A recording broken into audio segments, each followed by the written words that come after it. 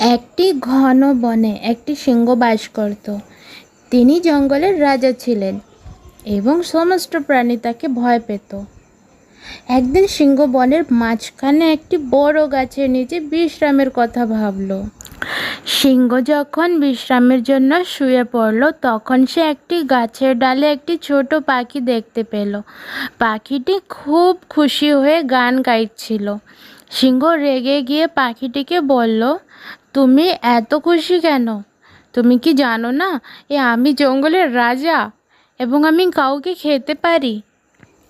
পাখিটি হেসে বলল, মহান সিংহ, আমি জানি তুমি খুব শক্তিশালী, কিন্তু আমি একটি ছোট পাখি।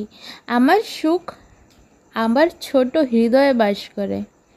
সিংহ পাখির সাহস আর আত্মবিশ্বাস দেখে অবাক হয়ে গেল।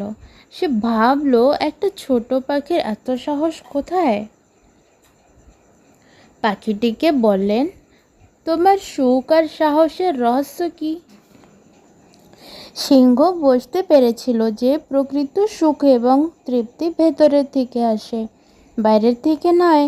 তিনি পাখির থেকে ক্ষমা চেয়েছিলেন এবং তার ক্ষমতার অপব্যবহার না করার প্রতিশ্রুতি দিয়েছিল।